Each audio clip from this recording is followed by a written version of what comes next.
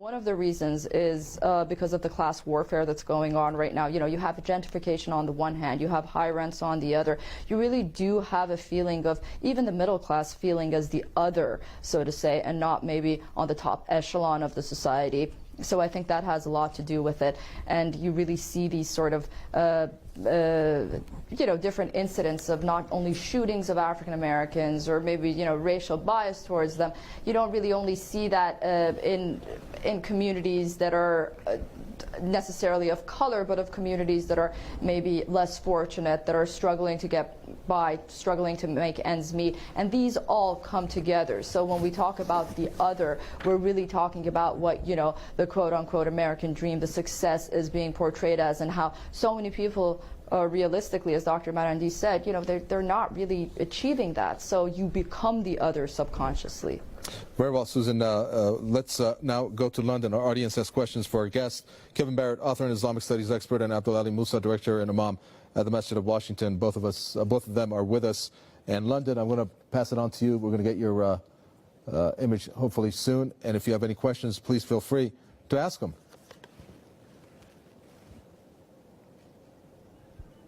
Yeah, thank you very much for the opportunity. My name is Marwan Ahmadzai. My question is regarding the impact of the letter, how influential the letter really is or was, and what was to whom this letter was directed, because we all know that generally it was directed to the youth in general in the West.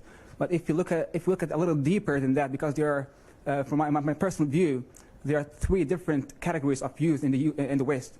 There are the right-wing extremists, groups like EDL, and there are like Muslim extremists who are a little, or I would say they're sympathizer of terrorists or groups like ISIS. And at the same time, there are some Muslim groups who are in the middle, who are not very actively engaged in politics, and they're not or students of politics.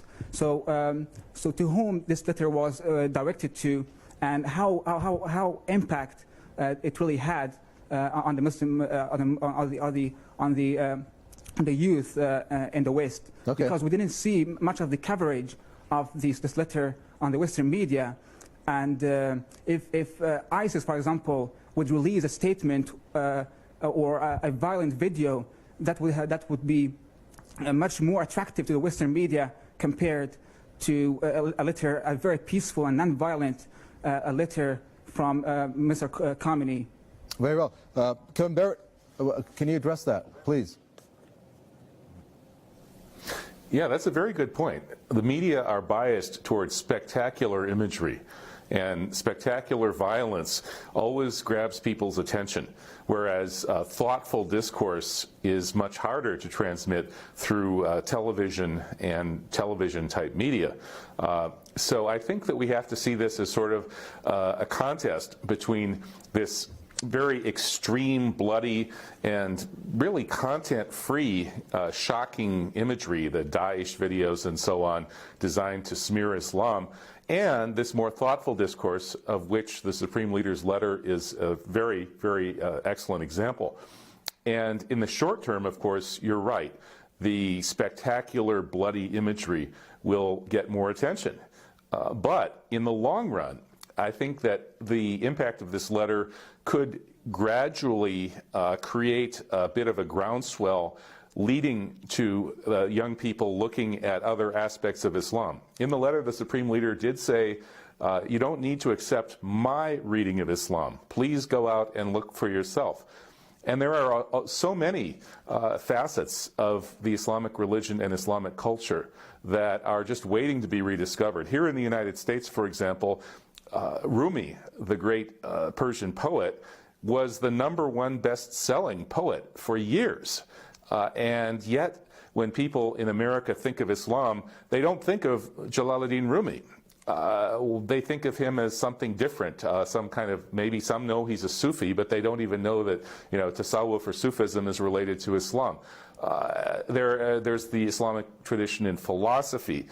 There are so many interesting angles. There's the fact that the Unitarian movement, which my family was involved in long ago, is actually theologically very close to Islam.